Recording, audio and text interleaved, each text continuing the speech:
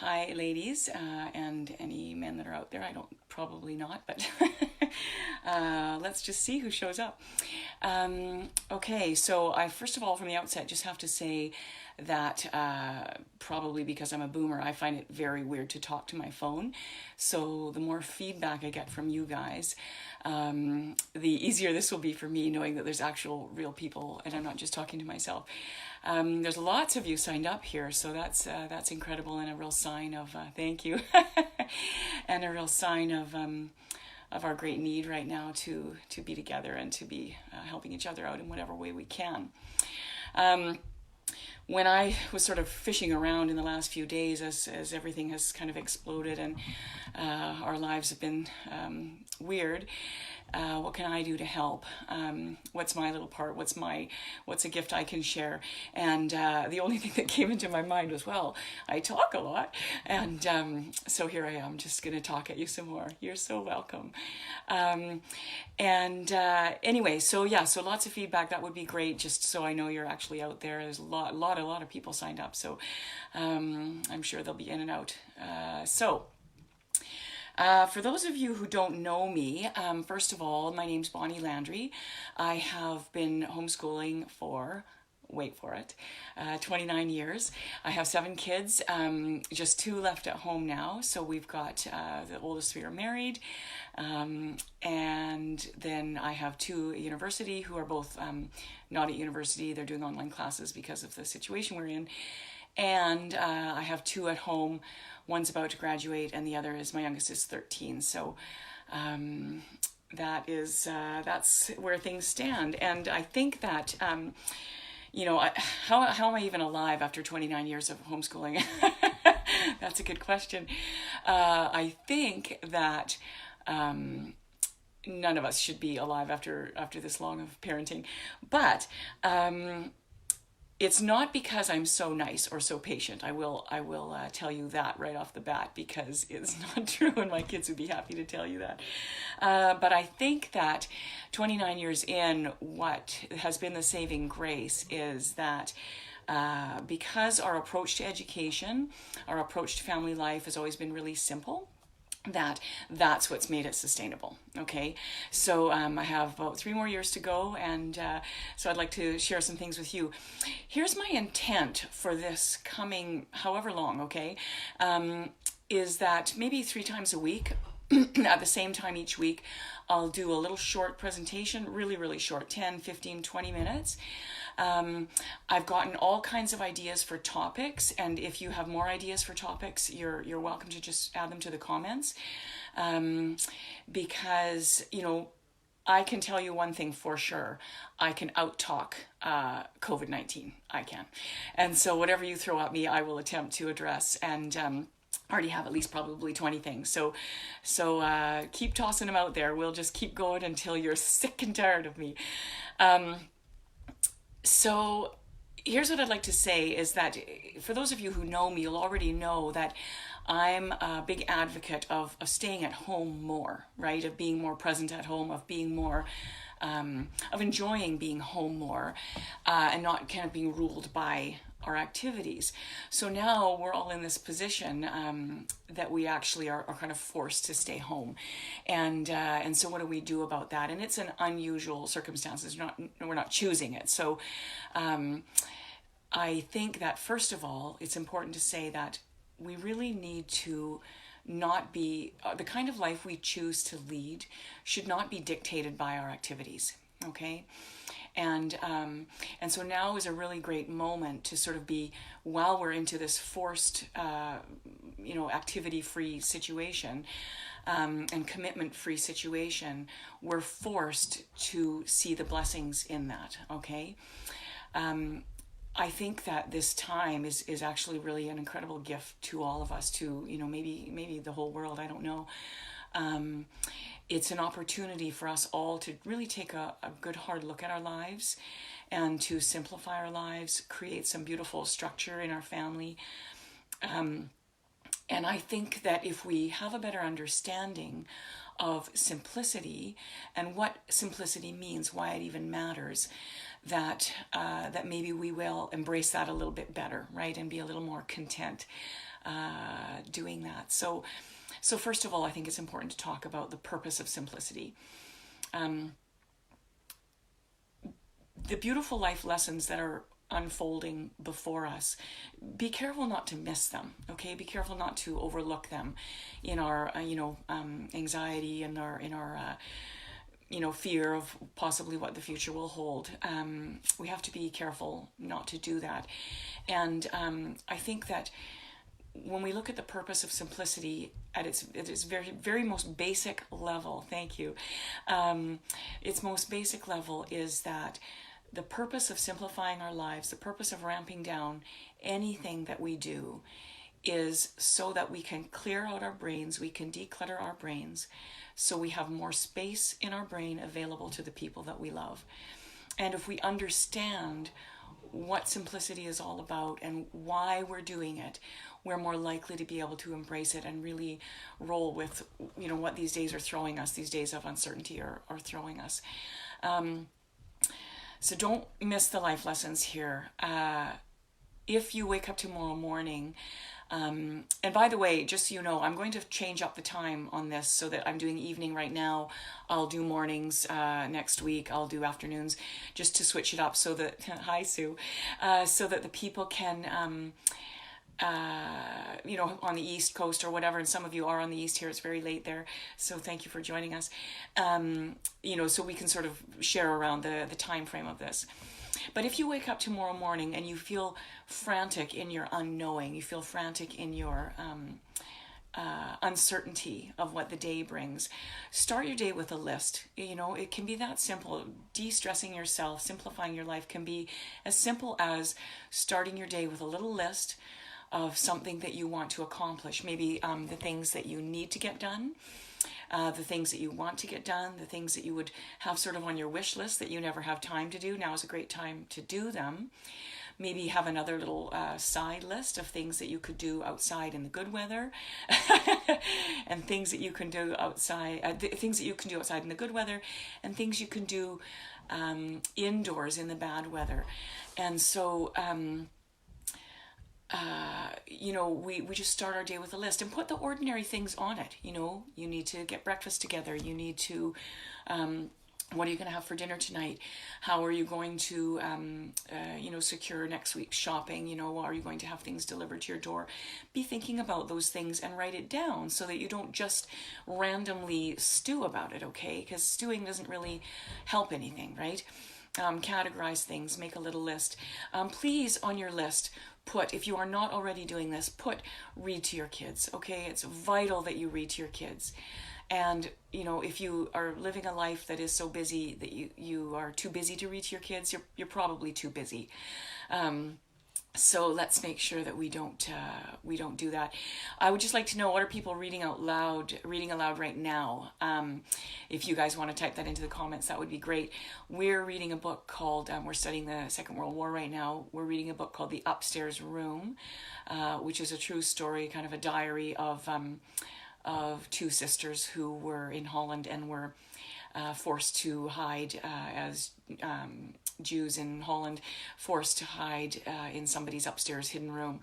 And it's a really, really beautiful story. We're also reading, my daughter and I, Chronicles of Narnia, yes. Read aloud. We're reading Quo Vadis, which is one of my favorite novels of all time. It's just stunning. I'm reading that with my 13-year-old because it's just so beautiful. And just some special time with her. So read together. So write down your ordinary things. Write down your even the times that you're going to play. Get that down on a list. My day always starts and ends with a list, and I highly recommend that as just a little de-stressing activity. I'd like to talk for a moment about a woman. Some of you will know her as the foundress of Madonna House in Ontario. Her name was Catherine Doherty. Really remarkable lady, and she talked about the duty of the moment, and what she means by that, when the intent is in that, is that the duty of the moment is whatever is in front of you is what God intends for you to deal with at that time. Okay, it's the blessing, it's the gift, what's right in front of you, and you need to respond to it. What's right in front of us at the moment, of course, is uncertainty, is our families. Perhaps our children are getting anxious. Perhaps our husbands need support. Perhaps our neighbors, people are having anxiety, and we need to face that. And we just face the day-to-day things that we're doing together. So, be aware of what your duty of the moment is, and how you can respond to that graciously. How can you respond to that to reassure everybody else, right? How you can respond to that to mitigate your own anxiety and uncertainty. So, so I'm going to talk for a moment then about simplicity, because that's what the next few days I'm going to talk about, and I will tell you sort of when that all started for me. I'm going to go into this in much more detail tomorrow. I am a scrambly thinker, okay? I'm not, the learning curve to simplifying my life started very young, probably when I was 20. Hi, Natalie. And I realized that my scrambly thinking and the scrambly sort of chaotic way that I thought was not really good for me. And I wanted to help myself learn how to deal with that better, learn how to manage my own scrambliness better, and sort of be more productive, I guess, was sort of where it all started. And so the learning curve was very steep. When I started to get kind of a handle on simplicity, and of course, as you add children into your already scrambly life, when you add children in, simplicity becomes tantamount to the success of of your day-to-day life. For me, simplicity was absolutely a tool to avoid self-induced trauma. Okay, many of the things that we deal with on a day-to-day basis are avoidable crises. Okay, and there's many unavoidable crises, but when we mitigate the avoidable crises, we can handle those actual real crises much better than when we're dealing with crises that are unnecessary on an ongoing basis. I'll just give you one really small example of that. You get all your laundry folded and it's sitting in a laundry basket, all nicely folded on the floor, and you have a 2-year-old. Here is an avoidable crisis that often, we turn around and suddenly the 2-year-old is in the laundry, unloading all the laundry, and all our hard work has gone to pot. So that's just one small example of an avoidable crisis, but there's many things. So life with children is constant crises, sort of hitting us all the time, and on a daily basis, right? Several times a day. So why would we not work towards mitigating the crises that are unnecessary, that are causing you, self-induced trauma? So chaos in our day-to-day life, in our activities right now, what we're dealing with mostly is this sudden void of chaos in our activities, because most of us have had our activities pulled out from under us. But in any area of our life, the amount of stuff we own, the amount of crazy going on in our brain at any given time, chaos in all its various forms, it undermines what we're really trying to do. Okay, what we're trying to do is be good parents and raise good people, to help them grow in holiness, to help raise awesome people and awesome humans. And chaos undermines kindness, chaos undermines productivity, and ultimately chaos undermines joy. And it's very hard to do the job we're supposed to be doing, to fulfill our vocation, when we are just struggling on a day-to-day basis with accessing joy, right? So that is the crux of why living more simply is important. Okay, one of the first steps required to living a life that's a little more simple is assessing what it is you have, right, and what it is, the areas of your life that are in chaos or in crises. We had a policy for years, I still do it really now, but just it impacts me less now with just 2 kids at home. But I would every summer kind of eliminate all the activities that naturally end, in June, dance classes and music and various other things. When they ended, it was never a foregone conclusion that those things were going to start up again in September. In a way, we sort of emptied out our life in the way we might empty out our drawer and then decide what goes back in it. We would empty out our activities and really assess where we were at in our life, now that we have 2-3 months where we can just sort of think about what we're dealing with in our family life, first of all.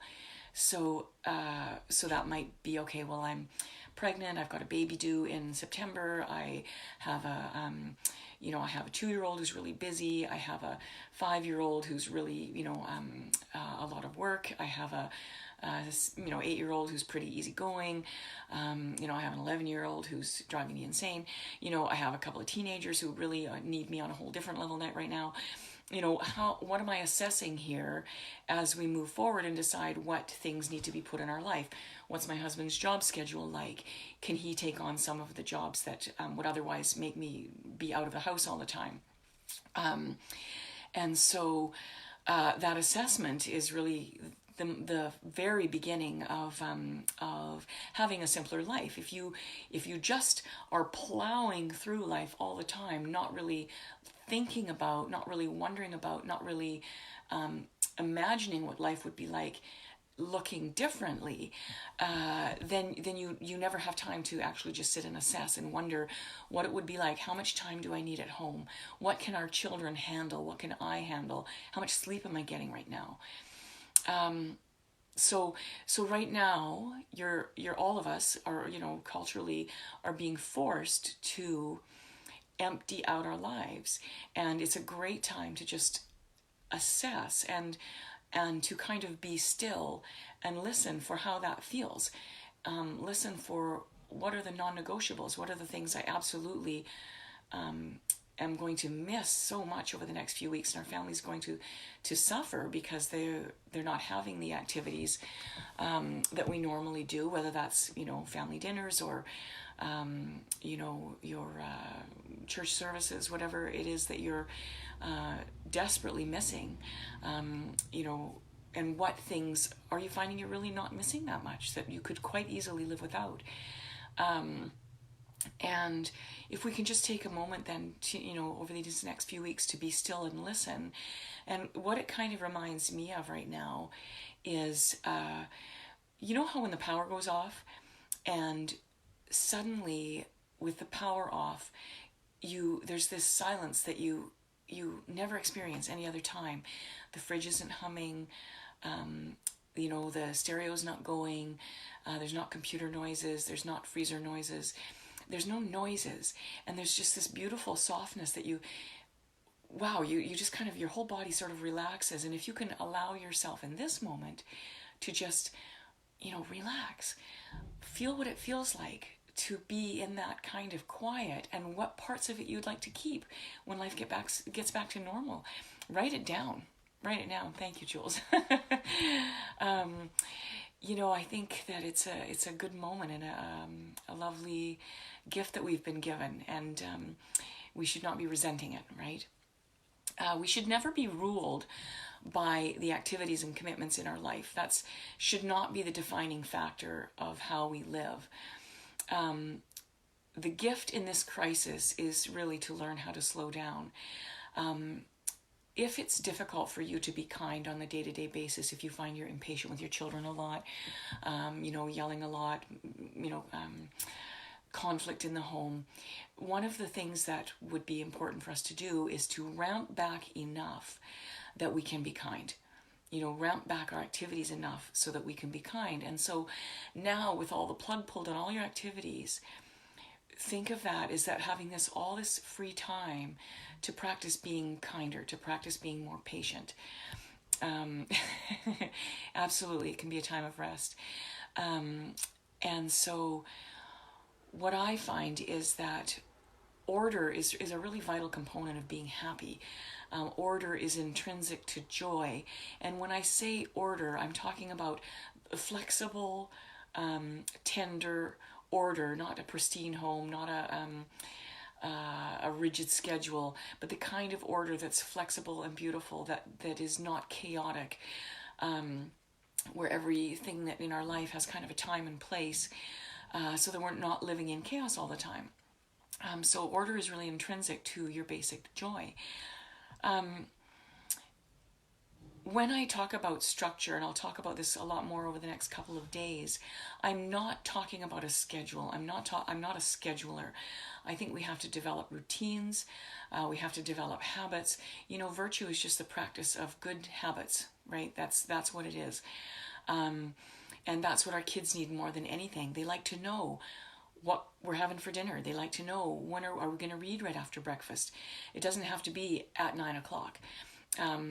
We have breakfast, then however it works for your family, but in our family, we have breakfast together, then we read together, then we tidy up together, then we do our sit-down work, then we read some more at lunch together, and, then they know they have free time after lunch.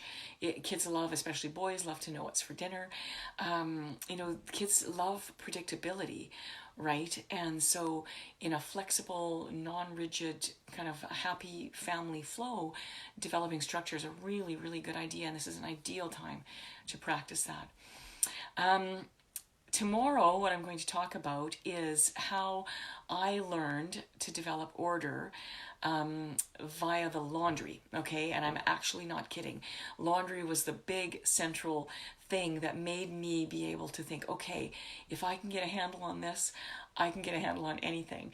And laundry is often, if I ever in passing, when I'm giving talks, if I ever in passing mention laundry, all these hands shoot up at the end of the talk. Could you tell us more about laundry? Because it's it's one of those things that's a constant bugbear in most of our lives. So anyway, I'm going to talk about how developing order via the laundry really affected me. I'm also, over the next few weeks, going to be talk about ways that we can simplify learning over these weeks, however long we need. I will remind you, I will out-talk the COVID-19 virus, and I will be happy to do it.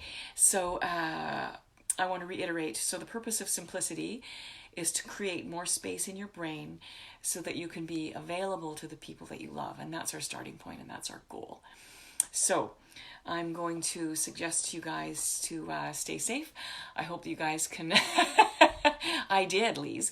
I'm going to suggest to you guys that we meet again tomorrow. I can tell you my simplicity conversion story via the laundry, and we will see how these next few weeks go. So God bless, stay safe, and I'm going to recommend, if you don't know this song, look it up. Look up the song Knee Deep.